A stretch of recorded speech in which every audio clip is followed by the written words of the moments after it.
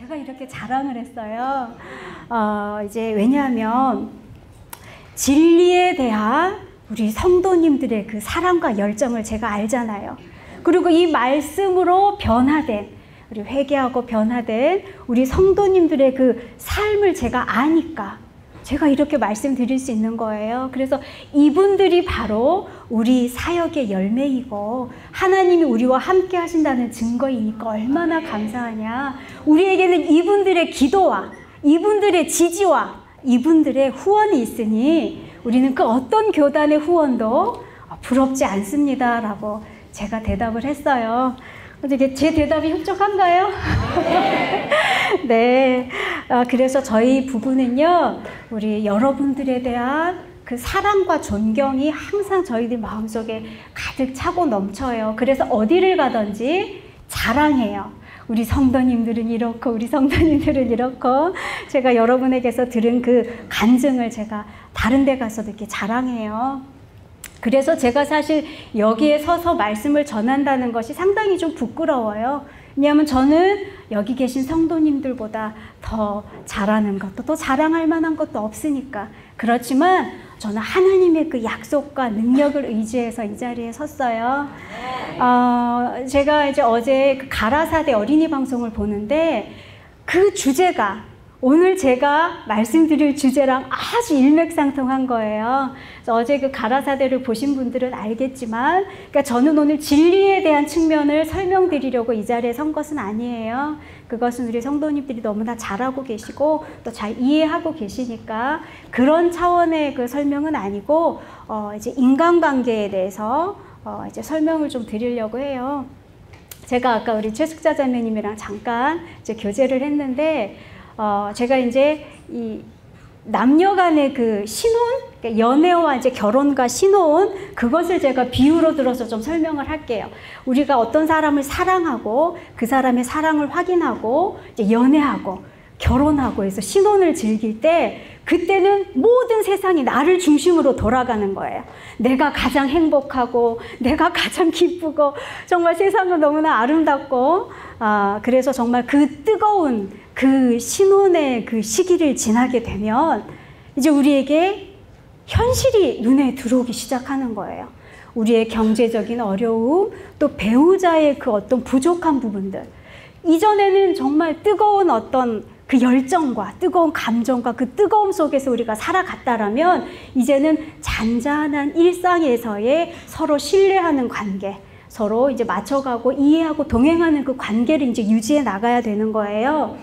이제 그러다 보면 이전에는 남편의 허물이 허물로 보이지 않던 것이 이제는 막 눈에 거슬리기 시작하죠. 이제 그것뿐인가요? 아주 뭐 나와 맞지 않는 것들이 하나씩 둘씩 이제 눈에 보이기 시작하는 거예요. 근데 이것이 비단 부부관계에서에만 문제만은 아니다라고 하는 거예요. 우리가 처음에 진리를 깨달았을 때 그 감동 기억해 보세요. 너무너무 감사하고 뜨겁죠. 내가 주님을 위해서 목숨인들 바치지 못하겠습니까? 너무 감사합니다라고 눈물로 호소하고 무릎 꿇었던 그 과거의 그 뜨거운 그 충성을 한번 기억해 보세요. 그리고 하나님이 나를 위해서 무엇을 하셨는가? 하나님이 나를 얼마나 오래 참으셨고 얼마나 나를 오래 기다리셨으며 나를 위해서 어떠한 희생을 했는가? 우리가 그것이 마음으로 이해되고 받아들여질 때 그 감동, 그 기쁨, 우리가 정말 너무나 행복하죠. 너무나 마음이 뜨겁고, 자, 그러한 감동과 기쁨의 그러한 관계 속에서 이제는 하나님과의 그 잔잔한 동행의 그런 관계를 유지해 나가야 되는 거예요. 이제 그러다 보면 우리가 그 뜨거운 그 시기가 지나다 보면 우리 눈에 이제 과거에 보이지 않던, 그리고 그 뜨거웠을 시기에는 능히 이기고 견딜 수 있었을 만한 그러한 시험과 유혹들이 우리에게 참 때로는 버겁게 느껴지기도 해요. 이제 그러면서 여러 가지 이제 일들이 생기죠. 그래서 이제 어제 그 가라사대도 이러한 주제더라고요. 그래서 저도 이제 그러한 주제로 말씀을 드리려고 하는데, 우리가 영원한 영광에 중한 것, 우리가 영원한 하늘 본향을 한번 생각해 보세요. 그것에 비교하면 이 땅에서 우리들끼리 일어나는 이러한 자잘한 문제들 있죠. 억울하고 분하고 상처받고 속상하고 이러한 것들은 정말 너무너무 부질없는 것들이고 너무나 사소한 것들이고 정말 너무나 우리에게 정말 중요한 것들이 아니에요. 네, 그래서 이제 그러한 것들을 이제 주제로 말씀을 드리려고 해요. 자, 몇 년 전에 이제 우리 자매님들은 잘 아실 거예요. 바구미라고 하는 조그만 까만 벌레 있죠? 이제 기어 다니는 거. 이제 그것이 이제 바깥에 이렇게 막 기어 다녔는데 저희 남편이랑 저랑 이제 밖에서 일을 하다가 보니 그 바구미가 남편 신발을 타고 올라왔나 봐요. 그러니까 남편이 이렇게 발을 이렇게 밟는 거예요. 바구미가 붙었으니까 신발에. 그래서 막 이렇게 발을 밟아내는 거예요. 이렇게 바구미를 밟는 거예요. 근데 제가 딱 보니 한두 번이면 될 것을 계속 이렇게 땅바닥에다가 발을 이렇게 내리치는 거예요. 제가 또 호기심이 굉장히 많거든요. 그래서 궁금한 거는 못 참는 스타일이라 제가 물어봤어요. 여보, 한두 번이면 될 것을 왜 그렇게 여러 번 밟아요? 제가 물어봤거든요. 그러니까 남편이 깜짝 놀라면서 하는 말이 아니에요, 나 밟는 거 아니야. 털어내는 중이었어. 그러는 거예요. 정말 제가 그것을 듣고 이것이 사람의 다양성이구나 라는 것을 제가 그때 느꼈거든요. 저는 남편은 분명히 털어내는 중이었어요. 근데 저는 밟는 것으로 봤거든요. 그리고 만약에 제 생각에 춤을 좋아하는 어떤 분이 그 광경을 봤으면 분명히 춤을 춘다라고 아마 해석을 했을 거예요.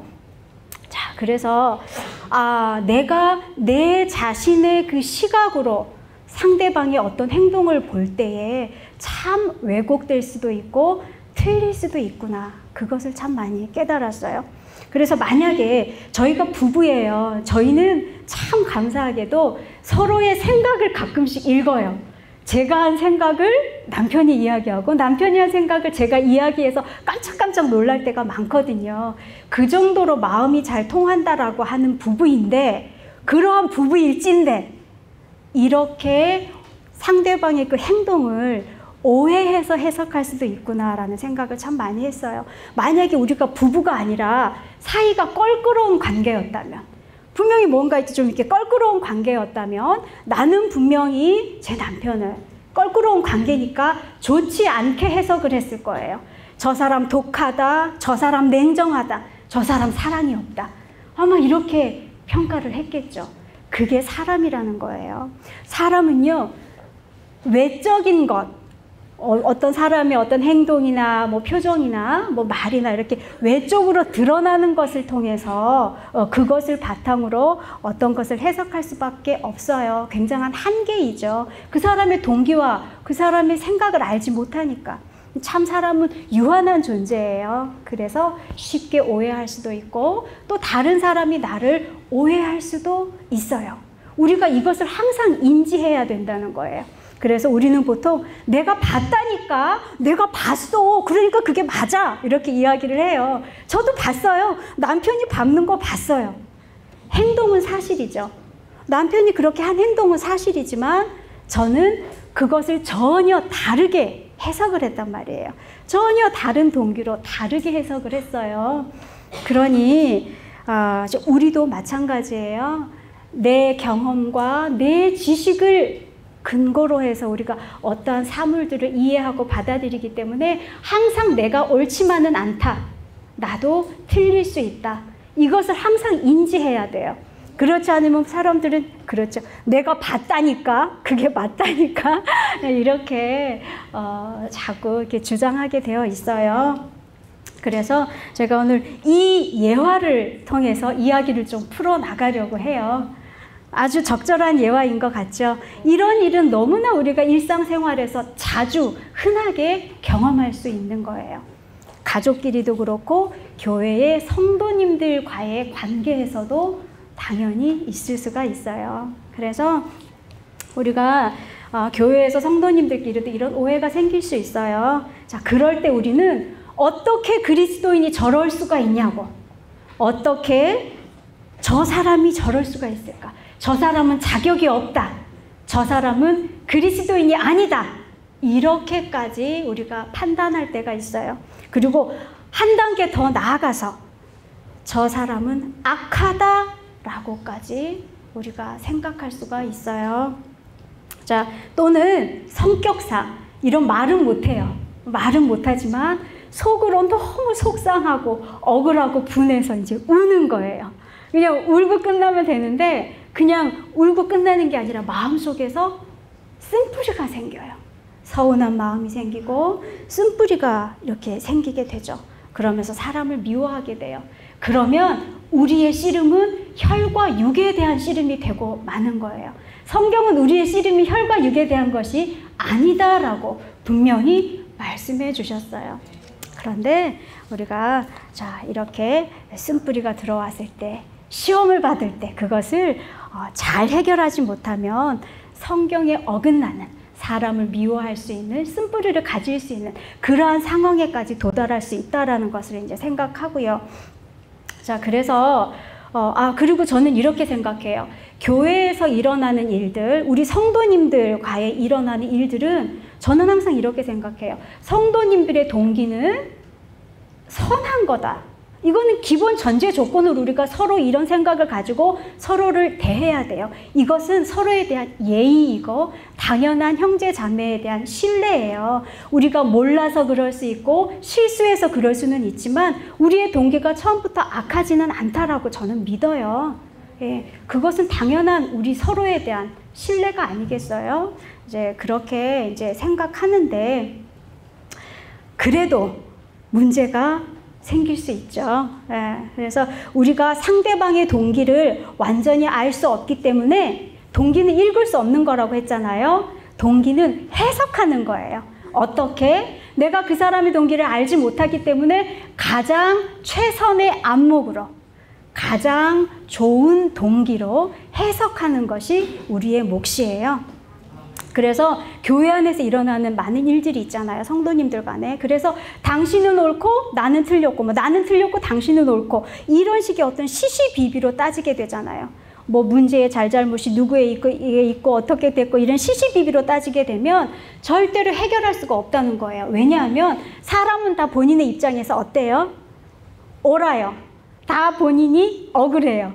다 본인의 입장에서 생각하기 때문에 그 사람의 입장에서는 그때 그것이 최선이었고 그 사람의 입장에서는 그때 그것이 최선의 생각이었고 방법이었단 말이에요. 그렇기 때문에 시시비비로는 절대로 따질 수 없다라는 생각이 이제 제가 들었어요.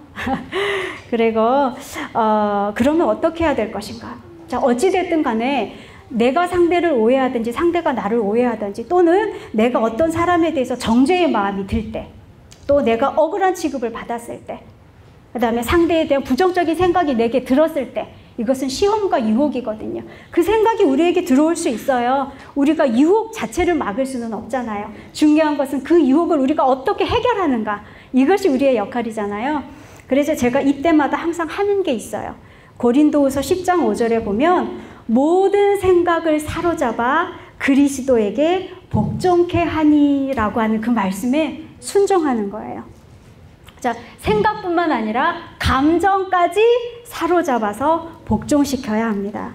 자, 유혹이 들어온 그 순간에 즉시로 이걸 잘라버리지 않잖아요. 시간이 조금 지나면 그 생각이 내게서 커지는데요. 걷잡을 수 없게 커져요. 그러면서 우리는 누구나 나를 옹호하고 싶고 나를 귀하게 여기는 마음이 들기 때문에 나는 그냥 억울해지고 마는 거예요. 시간이 지나다 보면.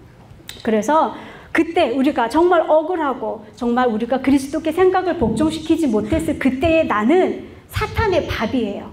그때 내 마음속에서 나는 상대방을 괴물로 만들어버릴 수가 있다라는 거예요. 그래서 이 유혹이 들어올 때, 이 생각의 싹이 내게서 올라올 때 바로 그 즉시 나의 모든 생각과 감정을 사로잡아서 그리스도에게 복종케 하는 것이 바로 우리의 해야 될 역할이다라고 저는 생각하고, 제가 정말 이 말씀을 내 삶의 원칙으로 삼고 이러한 일이 있을 때마다 정말 끊이지 않고 이렇게 계속 해오고 있는 것 중에 하나가 이거예요. 그 즉시로 그리스도께 굴복시키는 것. 그래서 이것이 커지면요, 이것이 쓴뿌리와 죄의 나무로 자리 잡는데 이것이 커지면요, 해결하는 데 있어서 시간이 몇 배나 들고 노력이 몇 배나 들고 무엇보다 중요한 것은 내 마음에 평안이 없어요. 행복이 없어지는 거예요. 그래서 그렇게 싹이 올라오는 그 순간에 바로 그리스도께 굴복하는 것이 하나님이 나를 구원하시는 그 일에 내가 협력하는 것이다 라고 저는 생각해요. 왜냐하면 하나님의 능력이, 우리를 구원하는 하나님의 능력은 절대로 부족함이 없어요. 100%예요. 그렇지만 하나님의 능력이 100%라 할지라도 우리의 허락이 없으면 하나님은 강제로 그 일을 하실 수가 없다라는 거예요. 그래서 유혹의 순간에 우리가 선택하고 결정하는 우리의 의지를 하나님께 이렇게 바치는 것이 우리가 해야 될 역할이고요. 이때 우리는 내 스스로 절대로 이것을 할 수 없습니다라는 것을 인정해야 돼요. 그때 우리는 나를 죄의 권세에서 구원해 주세요, 하나님. 이 유혹에서 승리하게 해주세요. 오해하지 않게 하시고 제 마음에 쓴뿌리가 생기지 않도록 주님, 제 생각과 제 감정을 주님께서 100% 주관해 주세요. 주님, 제가 할 수 없다는 거 인정해요. 그렇기 때문에 제가 제 마음을 아버지께 드리는 거예요. 주님, 저를 도와주세요 라고 기도드릴 때에 바로 그때에서야 우리 마음 가운데서 성령의 그 초자연적인 역사가 일어날 수가 있는 거예요. 그래서 내가 할 수 없다라는 것을 인정하고 하나님께 내 마음을 온전히 드려서 하나님이 내 속에서 그 일을 하실 수 있도록 허락하시는 것이 바로 굴복이라고 하는 거예요. 그래서 우리가 이 굴복으로 하나님의 은혜와 능력을 받아서 그러한 유혹과 시험에서 승리해야 되는 거예요. 자, 우리가 이렇게 굴복을 하잖아요. 이렇게 굴복을 하면 하나님으로부터 유혹을 이길 수 있는 능력을 받을 뿐더러 하나님은 항상 또 우리를 인도하시는 곳이 있더라고요. 성령을 통해서 우리를 어느 단계로 또 인도하냐 하면은 십자가 밑으로 우리를 인도하세요. 십자가에서 우리가 무엇을 보죠? 우리 죄의 때문에 달려 돌아가신 예수님을 보는데 우리는 그 십자가 밑에서 바로 내 죄를 보게 되는 거예요. 그래서 우리가 그때에서야 비로소 우리가 완전한 굴복의 경험을 하고 성령이 내 마음속에 새로운 마음을 재창조해 주실 그때에 우리는 죄를 보게 되는 거예요. 내 눈에 들보를 보게 되고 내가 더 큰 죄인이고 1만 달란트 빚진 자다라고 하는 것을 그때에서야 깨닫게 되는 거예요. 하나님은요, 우리가 죄를 이길 수 있는 능력을 주실 뿐만 아니라 우리가 더 큰 죄인이다라는 것을 항상 깨닫게 해주시더라고요. 자, 그래서 우리가 이러한 내가 정말 더 큰 죄인이다라는 것을 깨닫게 될 때 비로소 그때에서야 상대방의 입장을 조금씩 헤아리게 돼요. 우리가 정말 하나님의 그 용서하시는 은혜를 경험하고 나면 상대방의 그 마음을 조금씩 우리가 이해하게 되더라고요. 상대방이 변화됐기 때문에가 아니라 내 마음이 변화되었기 때문에 이제는 상대방을 이해하게 되는 그런 마음을 하나님이 이제 주시는 거예요. 그래서 여기까지는 이제 유혹에서 내가 승리하는 방법이었어요. 여기까지는 이제 나 혼자서 해결할 수 있는 단계였단 말이에요. 그렇잖아요. 우리가 어떠한 서운한 마음이 들어도 내가 하나님과의 관계에서 그것을 온전히 해결했어요. 그럼 그것이 더 이상 나에게 문제가 되지 않는 거예요. 그런데 이 단계를 승리하지 못했어요. 이 단계를 거치지 못하고 쌍방간에 막 설전이 오간 거예요. 쌍방간에 이제 문제가 생겨버린 거죠, 이미. 자, 그렇게 해서 이 유혹의 단계에서 승리하지 못하고 상대에게 퍼부어 버렸다면 그때야말로 참으로 진짜로 회개해야 될 때죠. 그래서 우리가 이때에 정말 중요한 말씀을 한 가지 드릴게요. 우리가 마음이 상했어요. 그 다음에 뭐 어떤 마음이 정말 우리가 분에 가득 찼어요. 우리가 그랬을 때 우리는 한마디도 하면 안 돼요. 그때 우리 입에서 나오는 말이 뭔지 아세요? 상대방을 죽이는 비난의 화살이고 상대방을 깎아내리고 상대방을 비방하는 그러한 말이 우리 입에서 나올 수밖에 없거든요. 그렇게 되면. 그래서 그때 상대방만 죽이나요, 우리가? 그러면서 내가 죽는 거죠. 네, 그래서 우리가 자신의 들보를 깨닫지 못한 상태에서 상대방과 이제 시시비비를 따지면서 대화하게 돼요. 내가 죄인이 아니고 난 억울한데 당연히 시시비비를 따지게 되겠죠. 그래서 그러한 상태에서 대화하면 시시비비를 따지게 될 뿐더러 오히려 입장 차이만 커지는 거예요. 그리고 여전히 나는 옳기 때문에 억울한 마음이 들면서 상대방을 막 공격하게 됩니다. 그래서 우리가 이때는 잠잠하시고 기다리시고 참으시고 먼저 하나님께 내가 얼마나 큰 죄인인지 보여달라고 기도하는 일이 더 우선시 되어야 해요. 그래서 정말 내가 하나님으로부터 용서받았다라고 하는 그 생각이 들었을 때 우리가 정말 온유한 마음으로 상대방과 대화를 해야 돼요. 이때는 내가 오해했었노라고, 내가 참 부족했었노라고 우리가 서로 이렇게 용서를 하고 관계를 회복하는 이러한 단계가 있어야 되겠죠. 자, 이런 대화와 용서의 과정이 없으면 마음에서는 문제가 어느 정도 해결이 돼요. 하지만 그 사람과의 관계에서는 뭔가 껄끄러운 것이 계속 남게 되죠. 그래서 이러한 쌍방간의 이러한 대화는 반드시 있어야 될 것 같아요. 이제 우리가 정말 내가 얼마나 많이 용서받은 죄인인가라는 것을 깨닫지 못할 때 우리는 대부분 항상 일이 생기면 나는 피해자라고만 생각을 해요. 그리고 상대방은 가해자인 것처럼만 생각하죠.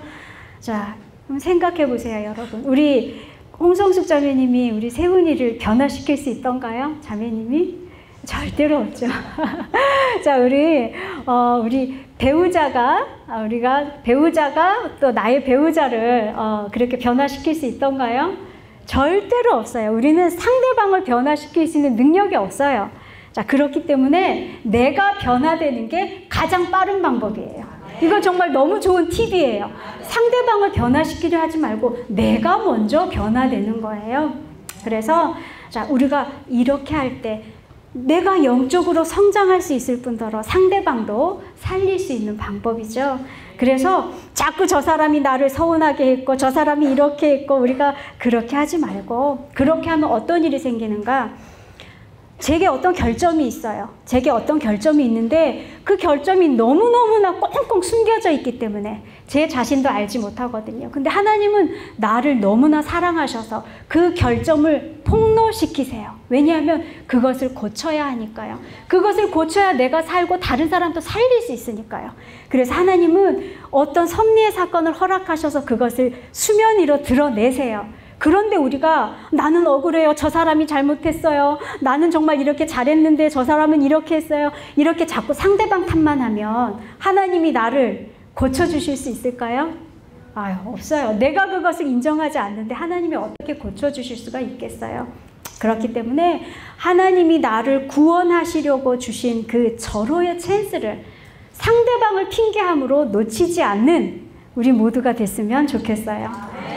자, 근데 모든 문제가 이렇게 이론처럼 쉽지는 않아요. 저도 뭐 이 사역을 10수년 해봤지만 참 어떤 문제는 굉장히 얽히고 설켜서 풀 수 없는 문제들도 많아요. 자, 그렇다 할지라도 우리는 상대방을 비난하고 상대방을 미워할 권리가 우리에게는 없어요. 제가 그렇더라고 보니까 상대방을 미워하고 상대방을 탓하다 보면 제일 힘들고 괴로운 건 바로 제 자신이에요. 네. 그래서 상대방을 우리가 그런 비난할 권리가 우리에게 없고요. 설사 상대방이 분명히 뭔가 잘못했어요. 그럴 수 있잖아요. 상대방이 분명히 잘못할 수도 있는 거예요. 우리가 그럴 때 그 잘못한 사람을 또 바로 잡아줘야 하는 책임감도 우리에게 있는 거예요. 왜냐하면 그 사람이 정말 몰라서 그랬을 수도 있으니까. 우리가 그때 뭘 하죠? 권면이라는 것을 하게 되죠. 왜냐하면 그 잘못을 범한 그 사람을 우리가 돌이켜주고 깨닫게 해줘야 되니까 그러한 책임이 우리에게 있을 수도 있어요. 그런데 이 권면과 조언은 아무 때나 하는 게 아니더라고요. 자주 해서도 안 되고 준비 없이 하는 것도 아니더라고요. 아무 때나 이런 권면을 하잖아요. 그러면 우리는 그 사람을 살리려고 한 권면이지만 결국 그 영혼을 잃어버리게 될 수도 있더라고요. 그래서 제가 아주 이제 또 원칙으로 삼는 그런 또 영감의 글이 있어요. 제가 한번 읽어볼게요. 잘 한번 들어보세요. 만약에 누가 나한테 잘못을 해서 내가 권면을 해줘야 돼. 그러면 내가 어떠한 태도로 권면을 해주면 될까? 그것을 한번 생각하면서 잘 이제 들어보세요. 잘못을 범한 형제를 구원하기 위하여 체면은 물론 생명이라도 버릴 수 있다는 것을 느낄 때 비로소 그대는 눈에서 들보를 빼고 형제를 도와줄 준비를 갖추게 된다. 네. 누가 잘못을 했어요. 그래서 내가 그 형제를 구원해 줘야 되겠는데 그 사람을 그렇게 구원해 주기 위한 권면을 하기 위해서 어떠한 준비를 해야 되는가? 내 눈에 들보를 먼저 봐야 돼요. 그 다음에 그 사람을 정말로 사랑해서 내가 그 사람에게 권면을 했을 때 혹시 나에게 불이익이 돌아올 수도 있어요. 내 평판이 무너지고 내 평판이 깨어지고 오해될 수도 있어요. 그러한 상황이 온다 할지라도 나는 그것을 감수하고, 왜냐하면 그 형제에 대한 사랑이 크니까 그러한 마음으로 권면을 하는 것이 우리가 해야 될 준비다라고 이 말씀에는 이렇게 설명하고 있어요. 그제서야 이 준비를 갖추고 나서야 형제에게 가까이 나아가 그를 감동시킬 수 있다라고 이제 설명이 되어 있어요. 어떤 사람도 비난과 책망 때문에 그릇된 처지에서 돌이킨 적은 없다. 여러분, 비난과 책망 때문에 우리가 우리의 자녀들을 변화시킬 수 있었던가요? 절대로 없죠. 자, 도리어 그것 때문에 많은 사람들이 그리스도를 떠나고 마음을 걸어 잠근 채 회개하지 아니하였다. 유순한 정신과 친절하고 마음을 끄는 행동이 실수한 사람을 구원하며 허다한 죄를 가리워 줄 수 있다라는 설명이에요. 이것은 우리 자신에게서 한번 하나님과 우리 사이의 관계에서 대입해 보면 참 좋을 것 같아요. 우리가 하나님께로 이끌림을 받았던 이유가 뭐예요? 나에 대한 하나님의 그 오래 참으심과 사랑 때문에 우리가 이끌림을 받았잖아요. 내가 내 마음을 전적으로 하나님께 바치고 내가 정말 하나님을 위해서 충성을 다하겠다라고 결정하고 선택하게 된 계기가 어디에 있어요? 나에 대한 하나님의 사랑을 깨달을 때 우리가 돌이킬 수 있었잖아요. 인간관계도 마찬가지예요. 책망과 비난으로는 절대로 사람을 변화시킬 수가 없다라는 거예요. 그 사람의 마음을 얻을 수가 없고 그 사람을 변화시킬 수가 없어요. 오히려 그것 때문에 많은 사람들이 그리스도를 떠난대요. 그래서 우리가 권면을 할 때 정말 많은 기도가 필요해요. 정말 내가 저 사람을 사랑하는가? 정말 내가 저 사람을 사랑해서 내 체면이 구겨져도 나는 그것을 감수할 수 있을까? 그리고 나는 얼마나 더 큰 죄인인가라고 하는 그 인식을 가지고 우리가 상대방에게 권면을 해야 되는 거예요. 자, 그렇게 권면을 하고 나서 우리는 그 사람을 하나님께 맡겨야 돼요. 근데 우리는 흔히 어떻게 하냐면 내가 저 사람에게 이렇게 권면을 했으니 저 사람이 이렇게 고쳐야지 하는 생각을 가지고 있어요. 그것은 우리의 역할이 아니에요. 우리의 역할은 그분에게 잘못을 깨우칠 수 있도록 돕는 일이고 그 다음부터는 그분과 하나님과의 관계인 거예요. 우리의 역할은 거기에서 끝난 거예요. 근데 우리는 너무나 많은 경우에 내가 이렇게 이야기했는데 왜 안 고쳐? 내가 이렇게 했는데 저 사람 또 저래. 이렇게 한단 말이에요. 그것은 우리의 역할이 아니다라는 거예요. 그 후로는 그분과 하나님과의 관계에서 해결해야 될 문제이기 때문에 우리가 그것 가지고 또 시험을 받을 필요는 없다라고 저는 생각을 해요. 자, 그래서 참 이 영감의 글을 저는 좋아하고요. 가능하면 정말 이 말씀을 제 삶의 원칙으로 제가 실천하기 위해서 참 많이 기도해요. 그리고 정말 어떤 사람의 그 실수와 부족함을 봤어요. 어떤 분이 정말 나를 좀 억울하게 했어요. 실제로. 그렇다 할지라도 우리가 억울해하거나 분노하지 말고 우리가 그리스도인이라면 내가 정말 크게 용서받은 죄인이라면 우리가 어떻게 하는가? 내가 그 부족을 어떻게 하면 채워줄 수 있을까? 저 사람이 참 부족한 거 맞아요. 그럼 우리가 그것 때문에 화내거나 원망하거나 분노하지 말고 내가 어떻게 하면 저 사람의 부족함을 채워줄 수 있을까? 우리 모두가 그런 생각을 하면 참 좋겠어요. 어떻게 하면 저 사람의 허물을 내가 감싸줄 수 있을까? 자, 그렇게 생각하는 우리가 되면 좋겠어요. 여러분들 잘하고 계세요. 그리고 우리가 정말 상대방의 실수나 상대방의 허물보다 내 사랑이 더 크면 되는 거예요. 그러면 그 사람을 불쌍히 여기고 감싸 안게 돼요. 그래서 연약해서 실수한 거, 그리고 몰라서 실수한 거, 이러한 것에 대해서는 하나님이 나를 오래 참아주고 기다리셨던 것처럼 우리도 그렇게 오래 참아주고 기다려야 되는 것이 하나님께 대한 우리의 마땅한 어떤 도리가 아닐까 생각해요. 그래서 더 강한 자가 약한 자를 끌어안으면 돼요. 네, 그래서 이것이 하나님이 우리를 취급한 태도이고 방법이에요. 그래서 하나님은요, 우리의 실수보다 하나님의 사랑이 더 크기 때문에, 하나님의 사랑은 우리의 어떤 허물과 결점보다 훨씬 더 크기 때문에 하나님은 우리에게 실수를 만회할 기회를 주시고 우리를 여전히 감싸 안으세요. 우리를 끌어안으세요. 그리고 너는 패배자야 라고 하는 낙인을 찍고 우리를 보시지 않으세요? 자, 우리가 그런 하나님의 사랑을 참, 저는 그래요. 너무 소원해요. 이러한 하나님의 사랑을 담고 하나님의 이 태도를 제가 배우기를 너무나 소원하고 있습니다. 자, 그래서 우리가 완전하기 때문에 그렇게 우리가 상대방을 그렇게 이해하고 끌어안는 게 아니잖아요. 우리가 인격이 훌륭해서가 아니라 정말 우리가 부족하지만 상대방에 대한 그 배려하는 마음이 더 크기 때문에, 상대방에 대한 그 사랑의 마음이 더 크기 때문에 우리가 서로 이해하고 감싸고 끌어안을 수 있게 되는 거예요. 자, 그래서 근데 이것도 우리의 힘으로 안 되죠. 제가 아까 말씀드렸듯이 이것조차도 내가 할 수 없기 때문에 하나님이 내 속에서 그 일을 전적으로 이루어 주실 수 있도록 내가 하나님께 내 마음을 드리고 하나님이 일하실 수 있도록 기회를 드리는 것, 그 우리의 굴복이 있어야 되겠죠.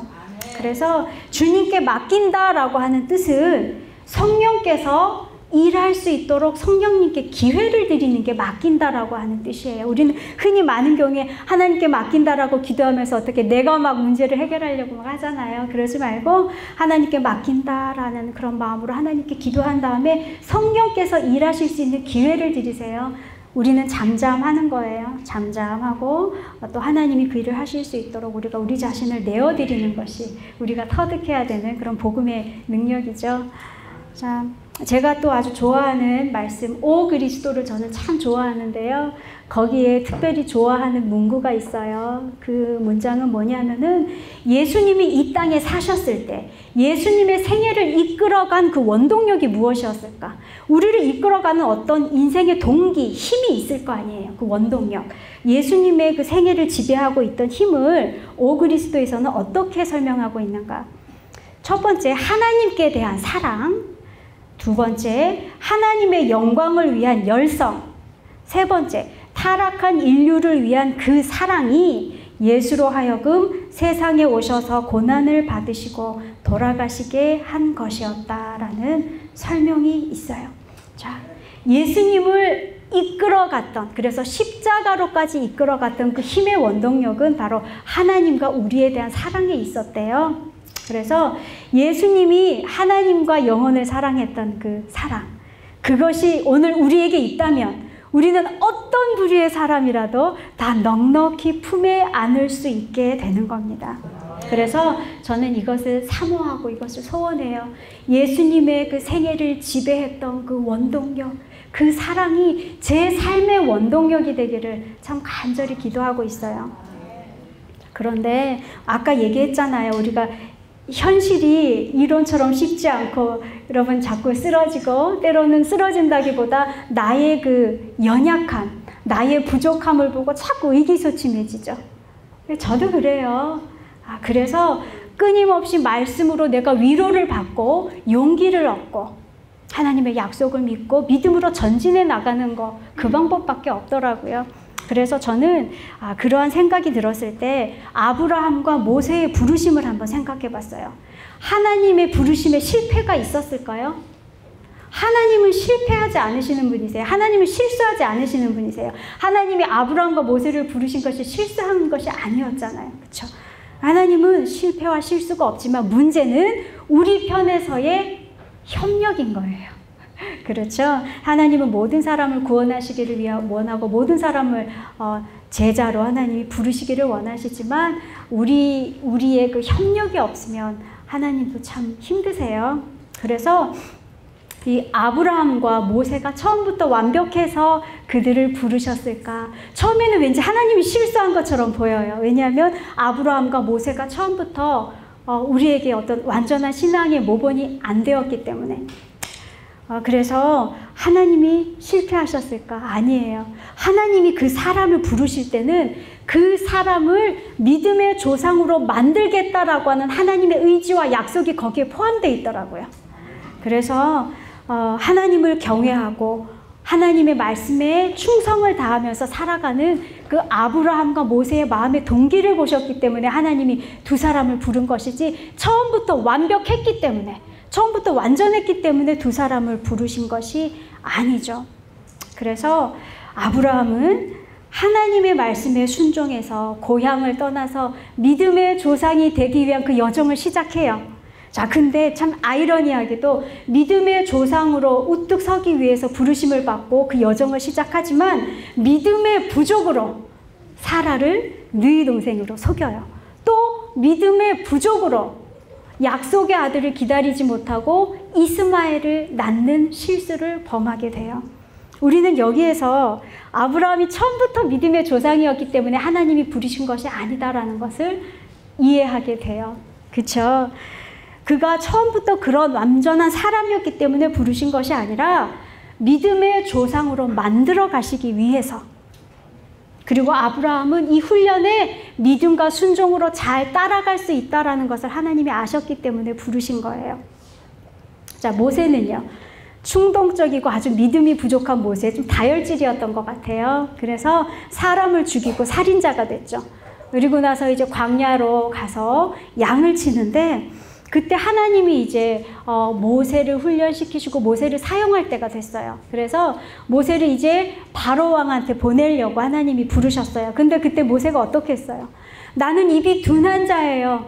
나는 이거 하기가 어려워요. 나는 말을 못해요. 라고 계속 거절하는 거예요. 제가 이것을 봤을 때, 와, 모세 좀 굉장히 고집스럽다. 내가 좀 민망하네. 이러다가 하나님이 화내시면 어쩌지 할 정도로 아주 고집스럽게 거절을 해요. 왜 거절하는가? 하나님의 능력을 의지하지 않고 자기 부족함을 보니까 거절할 수밖에 없는 거예요. 그래서 그랬던 모세가 어떠한 지도자로 변화되는가? 정말 불평과 반역을 반복하던 이스라엘 백성을 위해서 죽기를 간청하는 온유한 지도자로 그렇게 변화되죠. 하나님은 모세를 그렇게 변화시킬 계획이 있으셨고, 모세는 하나님의 그 계획에 순종하면서 믿음으로 잘 따라갔기 때문에 하나님의 계획이 완성될 수 있었던 거예요. 자, 그래서 우리는 성경에 이런 말씀이 있어요. 택하신 족속이요, 왕 같은 제사장들이요. 이건 저희들에게 하는 얘기잖아요. 이건 저에게 하신 얘기예요. 거룩한 나라요, 그의 소유된 백성으로 하나님이 우리를 부르셨어요. 하나님이 우리를 진리의 길로 인도하셨고 오늘 이 자리에 있게 하셨어요. 우리가 완벽해서 부르셨을까요? 우리가 사랑이 막 철철 넘쳐서 하나님이 우리를 부르셨을까요? 아니에요. 우리 마음의 소원을 보시고 진리를 찾는 우리 마음의 그 갈급한 심령을 보시고, 그리고 하나님의 뜻대로 살고자 하는 우리 마음의 그 동기를 보시고 하나님이 우리를 부르셨어요. 그리고 우리를 하나님의 계획에 따라서 아브라함의 믿음을 가르치시고요, 또 모세의 온유함을 가르치시고 모세의 인내를 가르치고 계십니다. 하나님이 우리를 그렇게 만들어 가실 때에 우리가 해야 될 우리의 역할은 아브라함의 믿음과 순종과 그리고 굴복으로 우리가 따라가는 것이 우리의 해야 되는 협력입니다. 제가 아주 좋아하는 데살로니가전서 5장 23절에서 24절 말씀 제가 한번 읽어볼게요. 평강의 하나님이 친히 너희로 온전히 거룩하게 하시고 또 너희 온 영과 혼과 몸이 우리 주 예수 그리스도 강림하실 때에 흠없게 보존되기를 원하노라. 너희를 부르시는 이는 미쁘시니 그가 또한 이루시리라. 아까 우리 찬송 인도할 때 이 말씀을 잠깐 하셨어요. 자, 하나님이 우리를 온전하고 거룩한 사람으로 만들어 가시기 위해서 우리를 부르셨는데, 하나님은 신실하시고 하나님은 변함이 없으시기 때문에 그 약속을 반드시 이루신다라고 하는 말씀이에요. 여러분이 약속 믿으십니까? 저는 이 말씀이 너무 좋아요. 하나님이 나를 그렇게 미쁘시니 그가 또한 이루시리라. 그렇게 이루어 가신대요. 그래서 우리의 부르심에는 우리를 완성시키겠다라고 하는 하나님의 그 약속과 의지가 포함되었다라고 아까 말씀드렸는데요. 우리는 그래서 믿음의 선조들이 그러했던 것처럼 우리가 믿음으로 따라가는 그러한 여러분이 되었으면 좋겠고요. 우리 모두에게는 참 간증이 되는 성경절이 있어요. 그렇죠. 내가 정말 깊은 낙심에 빠졌을 때 나를 일으켜준 그 성경, 그 말씀. 자, 누구에게나 다 있을 텐데 저에게도 그 말씀들이 몇 개 있어요. 그 말씀도 지금 하나 소개해 드리려고 하는데 이 말씀은 저에게만 해당되는 게 아니고 여러 우리 성도님들이 이 말씀을 정말 경험하셨더라고요. 어제 이제 제가 카톡을 잠깐 봤는데 우리 권춘배 자매님도 이 말씀을 하셨어요. 내 은혜가 내게 족하다. 저는 이 말씀을 너무너무 사랑해요. 이제 저 여러분들이 이제 이거 이현이 동영상 보셨죠? 네, 이현이 동영상에서 보셨듯이 그때도 제가 참 세상적으로 생각하려고 하면 걱정과 근심이 끊이질 않아요. 그때도 제가 순종한 것이 나의 생각과 감정을 그리스도에게 복종시켜야 되겠다. 이 걱정이 딱 들어와요. 그러한 어떤 의사로부터 어떤 말씀을 들었을 때 걱정이 딱 들어오면서 우리 통장의 잔고를 보면서 걱정하기 시작하는 거죠. 그런데 그때 바로 하나님이 깨닫게 해주신 게 생각이 들어왔을 때 바로 굴복해야 된다라고 하는 그 깨달음을 주셔서 제가 그때도 이 고린도후서 이제 아까 그 말씀을 제가 이제 순종했어요. 그리고 나서 그때 또 저에게 내 은혜가 내게 족하다라고 하는 이 말씀이 저에게 아주 큰 능력으로 다가왔어요. 그래서 그전에는 하나님께 감사할 것이 10가지였다면 그때 이후로는 하나님께 감사할 것이 100가지도 넘는 거예요. 그래서 감사라고 하는 것은 우리의 형편이 나아지고 우리의 형편이 변화되고 좋아져서 감사하는 것이 아니라 내가 하나님께로부터 어떠한 은혜를 받았는가 우리가 진심으로 깨달을 때 우리의 형편에 관계없이 내 마음이 하나님의 은혜에 대해서 하나님의 최선에 대해서 믿고 감사할 수 있는 것 같아요. 그래서 이 말씀은 다 같이 찾아보는 게 좋을 것 같아요. 고린도후서 12장 9절에서 10절 말씀 우리 다 같이 한번 찾아서 한번 읽어보면 좋을 것 같아요. 고린도후서 12장 9절 저와 하나님과의 추억이 있는 하나님이 나를 일으켜 세워주셨던 그 말씀이에요. 고린도후서 12장 9절에서 10절 말씀 찾으셨으면 다 같이 읽어보도록 하겠습니다. 내게 이르시기를 내 은혜가 내게 족하도다. 이는 내 능력이 약한 데서 온전하여짐이라 하신지라. 이러므로 도리어 크게 기뻐함으로 나의 여러 약한 것들에 대하여 자랑하리니 이는 그리스도의 능력으로 내게 머물게 하려 함이라. 그러므로 내가 그리스도를 위하여 약한 것들과 능욕과 궁핍과 핍박과 곤란을 기뻐하노니 이는 내가 약할 그때에 곧 강함이니라. 자, 표면상으로는 굉장히 무력한 것 같고 무가치함을 느끼지만 전적으로 하나님을 의지하는 영혼만큼 강한 것은 없습니다. 그래서 여기 보세요. 저는 이 말씀을 정말 받아들이고 나서 나는 너무 약해. 난 너무 부족해. 이것이 내게 자랑거리가 되더라고요. 이것은 숨길 만한 것이 아니에요. 왜냐하면 자랑거리가 될 수밖에 없는 것이 내가 가장 약하기 때문에 하나님의 능력을 가장 크게 의지할 수밖에 없고 내가 가장 약하기 때문에 하나님의 능력이 내게 가장 크게 역사할 수밖에 없다는 거예요. 얼마나 감사한 말씀이에요. 그래서 우리가 나는 이것도 못하고 저것도 못하고 이렇게 한탄하지 마시고 한탄하는 것은 하나님을 모르는 이방인들이 하는 것이고요. 우리는 하나님의 약속을 믿기 때문에 내가 부족하고 내가 또 약해도 우리가 그것 때문에 하나님의 능력이 내게 더 족할 것이기 때문에 우리가 늘 감사할 수 있는 게 그리스도인과 그리스도를 모르는 사람들의 차이점인 것 같아요. 자, 그래서 이 말씀에 의지해서 우리 모두 용기를 내시기를 제가 기도하고요. 자, 그러면서 제가 또 우리가 되고 싶어하는 예수의 증인들 14만 4천을 한번 생각해 보게 됐어요. 자, 이 14만 4천들은 가장 강하고 믿음이 좋기 때문에, 그렇게 태어났기 때문에 예수의 증인이 된 게 아니에요. 제가 생각하기에 14만 4천은 가장 약하기 때문에 하나님의 능력을 가장 많이 의지해서 가장 강한 자가 된 사람들이 14만 4천 예수의 증인이 아닐까 생각해요. 그래서 우리가 완벽해서가 아니라 하나님의 약속과 능력을 의지하고 믿음으로 따라갔기 때문에 하나님이 우리를 어떻게 변화시킬 수 있는지 증명해 보이는 사람들이 예수의 증인이잖아요. 그리고 나서 저는 같은 맥락으로 마태복음 20장의 그 11시 일꾼을 한번 생각해 봤어요. 지난주에 이제 순천에 가서 잠깐 저희 이제 남편이 이렇게 얘기하는 것을 듣고, 아, 참으로 그렇다라고 제가 이제 깨달은 건데, 우리가 이제 새벽 인력 시장에 나가면 왜 이렇게 선택받아서 이렇게 가잖아요. 일하러 가잖아요. 근데 가장 먼저 택함을 받는 일꾼의 조건은 뭘까요? 맞아요. 아주 건강하고 일을 잘하는 신체 조건이 특별하고 아주 그러니까 복과 은혜를 받은 사람들이죠. 그런 사람들이 가장 먼저 택함을 받아서 일꾼으로 간택이 돼서 갔겠죠.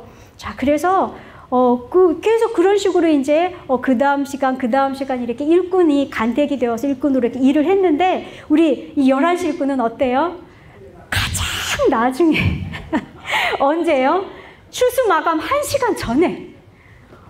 정말 추수 1시간을 남겨놓고 주인이 너무 이제 좀 애가 탔겠죠. 그래서 이제 마지막으로 일꾼을 부르러 갔는데, 이 사람들은 그 전에 사람들이 다 선택받을 동안에 선택받지 못한 아주 약한 사람들이에요.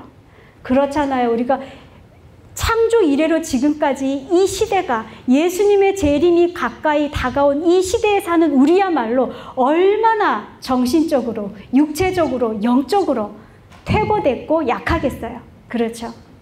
그래서 가장 늦게 택함을 받은 사람들이에요. 근데 일하지 못하면 그날 가족들이 굶어야 돼요. 그리고 일꾼으로서의 그 가치 있잖아요. 그 존재감. 그것을 인정받지 못하고 장터에서 놀고 서성였던 그 약하디 약한 일꾼들을 이 자비하신 주인께서 불러서 사용해 주신단 말이에요. 이 일꾼의 입장에서 생각해 보세요. 내가 뭐가 튼튼한 내가 체격을 가지고 있어요. 내가 뭐가 자랑할 게 있고 내가 뭐가 내세울 게 있어요. 정말 약한 사람인데, 내가 정말 부족하고 내세울 게 없는 사람인데, 그래서 정말 실망해서 집으로 그냥 돌아가야 되나 하는 나를 불러서 사용해 주세요. 그 주인에 대한 마음의 그 고마움이 얼마나 컸을까요? 그 마음의 동기 생각해 보세요.